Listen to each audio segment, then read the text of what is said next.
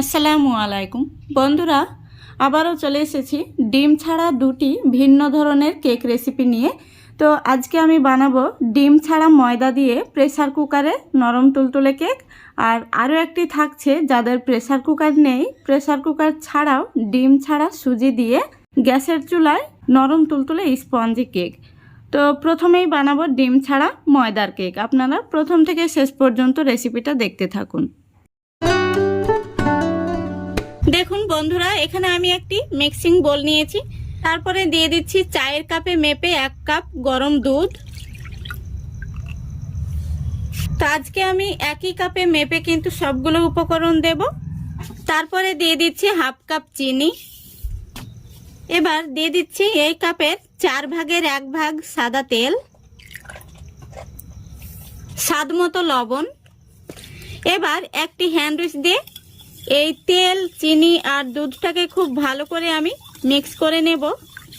যতক্ষণ না চিনিটা গলে যাচ্ছে ততক্ষণ পর্যন্ত এইভাবে মিক্স করে নিতে হবে। দেখুন আমি খুব সুন্দরভাবে মিক্স করে নিয়েছি, চিনিটাও গলে গেছে। তো আপনারা চাইলে চিনিটাকে গুঁড়ো করে নিতে পারেন, তাহলে খুব তাড়াতাড়ি কিন্তু মিশে যায়। এবার এর মধ্যে আমি দিয়ে দিচ্ছি ময়দা। তো দেখুন আমি একই কাপে মেপে দিচ্ছি। প্রথমত 1 কাপ দিলাম, আমি আরো 1/2 কাপ দিয়ে দেব। এবার দিয়ে দিচ্ছি 1 চামচ বেকিং পাউডার আর 1/2 চামচ বেকিং সোডা। এবার দিয়ে দিচ্ছি 2 থেকে 3 ফোঁটা মতো ভিনিগার। যেহেতু এটা ডিম ছাড়া কেক তৈরি হচ্ছে, তাই ভিনিগার অথবা লেবুর রস অবশ্যই দিতে হবে। এবার আমি খুব ভালো করে দেখুন মিক্স করে নিচ্ছি। হ্যান্ড উইচটা যে কোনো একটা সোজাতেই ঘোরাতে হবে, আর লক্ষ্য রাখতে হবে ব্যাটারের মধ্যে যেন কোনো রকম দলা পেকে না থাকে। দেখুন আমি খুব সুন্দর করে ফেটে নিয়েছি। এই দেখুন কেকের ব্যাটারটি কিন্তু এরকমই হবে, একদম ক্রিমের মতো তৈরি হয়েছে। দেখুন এটাকে আমি একটা সাইডে সরিয়ে রাখছি। আর আমি এখানে কেক তৈরির জন্য দেখুন একটি অ্যালুমিনিয়ামের বাটি নিয়েছি। বাটির মধ্যে সামান্য সাদা তেল ব্রাশ করে নিচ্ছি। আর এই বাটির মাপ করে আমি একটি সাদা কাগজ কেটে নিয়েছি। এই দেখুন এই কাগজটা বসিয়ে দিচ্ছি। তারপরে কাগজের উপরেও খুব ভালো করে তেলটা মাখিয়ে নিচ্ছি। দেখুন খুব ভালো করে আমি বাটিটা রেডি করে নিয়েছি। এবার কেকের এই ব্যাটারটি আমি উপর থেকে ঢেলে দেব।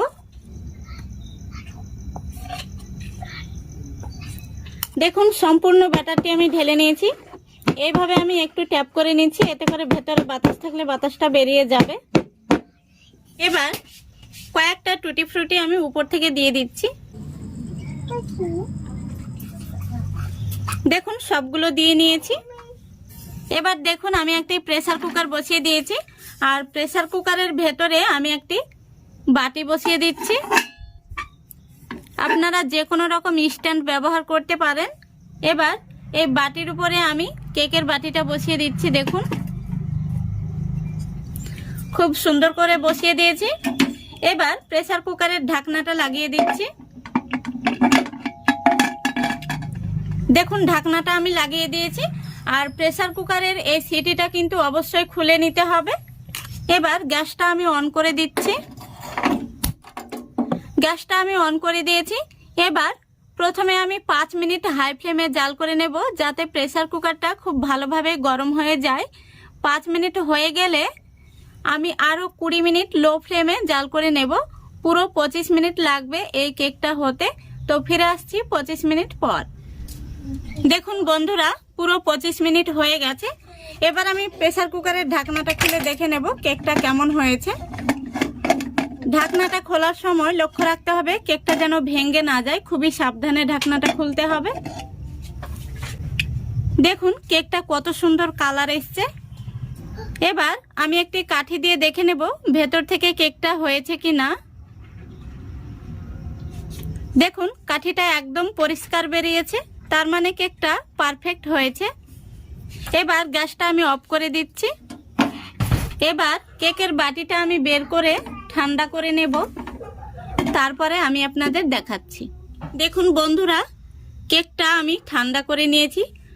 এই দেখুন আর কেকটা দেখুন এইভাবে আমি হাত দিয়ে একটু টান দিলে কিন্তু সাইড থেকে ছেড়ে যাচ্ছে। এই দেখুন কেকটা আমি একটি থালার মধ্যে বের করে নিচ্ছি।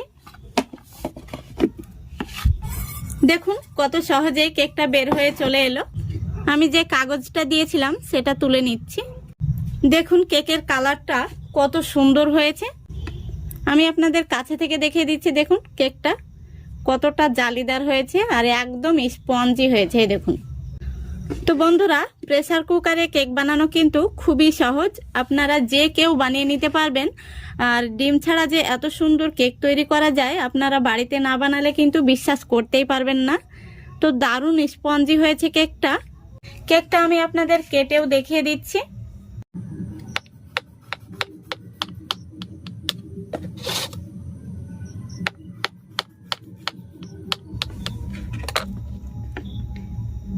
দেখুন কেকটা কত সুন্দর হয়েছে, কতটা জালিদার হয়েছে দেখুন, আর দেখুন কতটা স্পঞ্জি হয়েছে।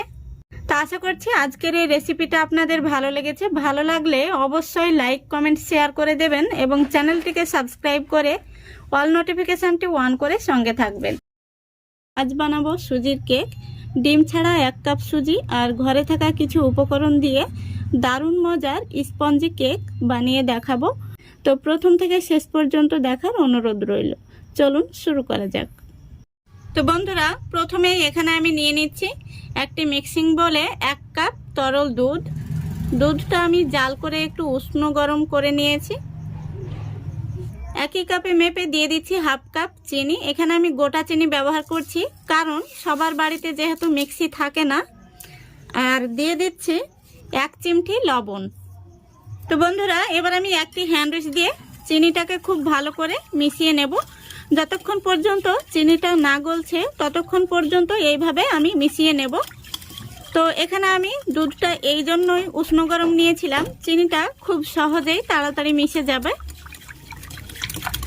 দেখুন বন্ধুরা, চিনিটা দুধের সঙ্গে খুব সুন্দরভাবে মিশে গেছে। এবার আমি এর মধ্যে দিয়ে দেব 2 টেবিল চামচ সাদা তেল। এবার এই তেলটাকেও আমি খুব ভালো করে দুধের সঙ্গে মিশিয়ে নেব। দেখুন খুব সুন্দরভাবে তেলটাও মিশে গেছে। এবার আমি এর মধ্যে দিয়ে দেব 1 কাপ সুজি। বন্ধুরা, এখানে আপনারা পরিমাণটা লক্ষ্য করবেন। আমি একই কাপে মেপে এখানে সবগুলো উপকরণ দিচ্ছি। সুজিটাকে খুব ভালো করে আমি দুধের সঙ্গে মিশিয়ে নেব। দেখুন সুজিটা মিশে গেছে। এবার আমি এখানে দিয়ে দেব 1/2 কাপ ময়দা। এখানে আপনারা ময়দা দিতে না চাইলে সমপরিমাণ আরও সুজি দিয়ে নেবেন। তারপরে ময়দাটাকেও খুব ভালো করে মিশিয়ে নেব। লক্ষ্য রাখতে হবে ব্যাটারের মধ্যে যেন কোনো রকম দলা পেকে না থাকে। এর মধ্যে আমি আরও কয়েকটি উপকরণ অ্যাড করব। তার আগে আমি ব্যাটারটিকে এখন ঢাকা দিয়ে রেস্টে রেখে দেব 10 মিনিট। এর মধ্যে যেহেতু সুজি রয়েছে তাই সুজিটা ফুলে ওঠা পর্যন্ত একটু অপেক্ষা করতে হবে। বন্ধুরা, প্রায় 10 মিনিট হয়ে গেছে। সুজিটা দেখুন খুব সুন্দরভাবে কিন্তু ফুলে উঠেছে। এবার আমি এর মধ্যে কয়েকটি উপকরণ দিয়ে দেব। দিয়ে দিচ্ছি চা চামচের 1 চামচ বেকিং পাউডার, আর দিয়ে দিচ্ছি 1/2 চামচ বেকিং সোডা। এবার দিয়ে দিচ্ছি এই চা চামচেরই 1 চামচ তরল দুধ। এবার হ্যান্ড উইচ দিয়ে খুব সুন্দরভাবে আমি মিশিয়ে নেব। বেকিং পাউডার আর বেকিং সোডার উপর 1 চামচ তরল দুধ দিলে খুব সুন্দরভাবে রিঅ্যাক্ট করবে, তাই আমি দিয়েছি।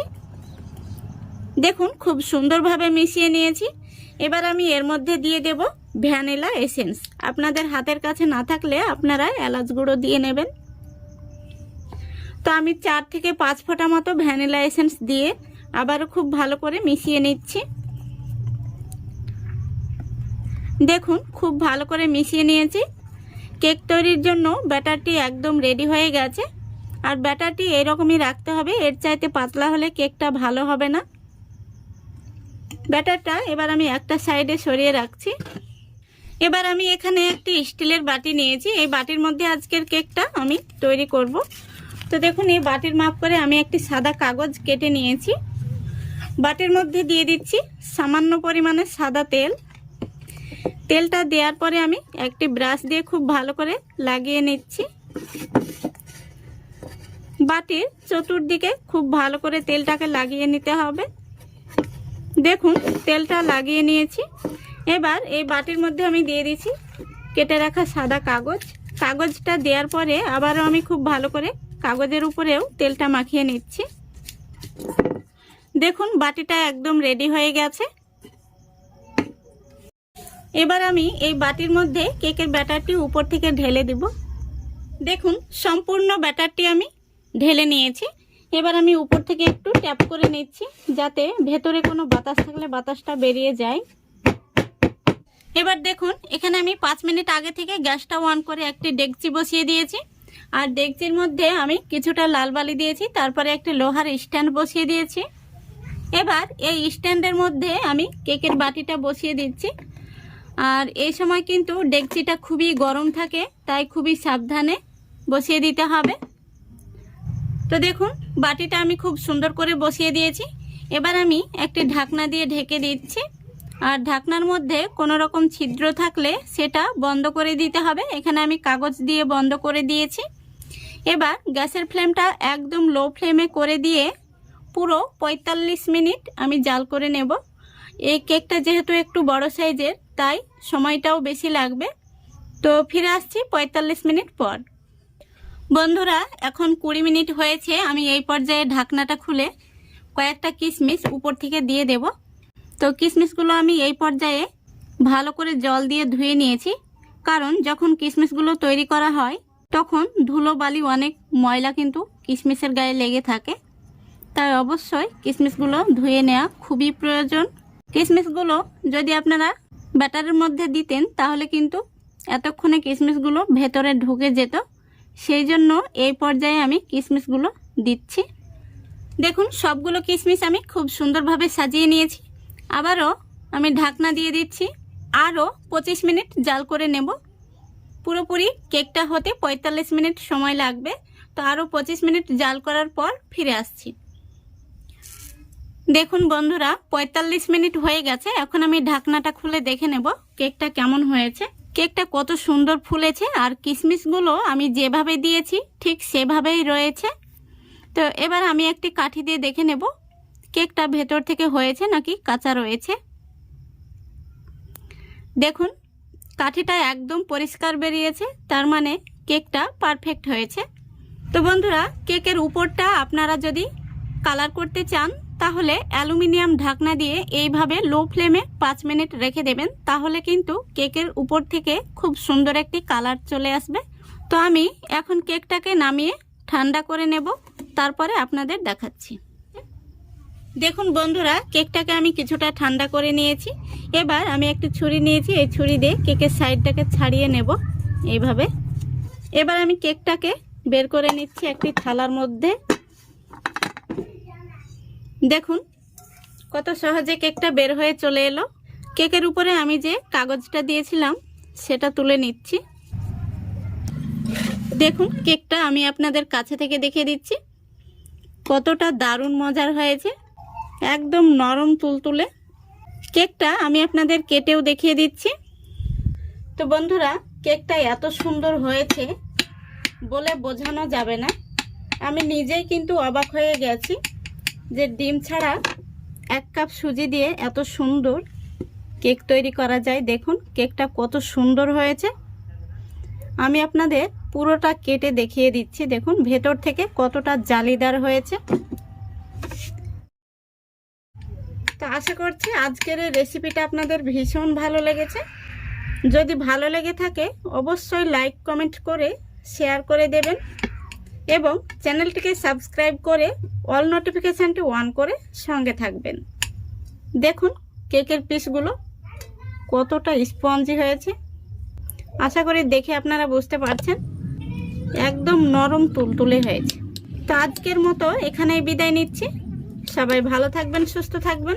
খোদা হাফেজ।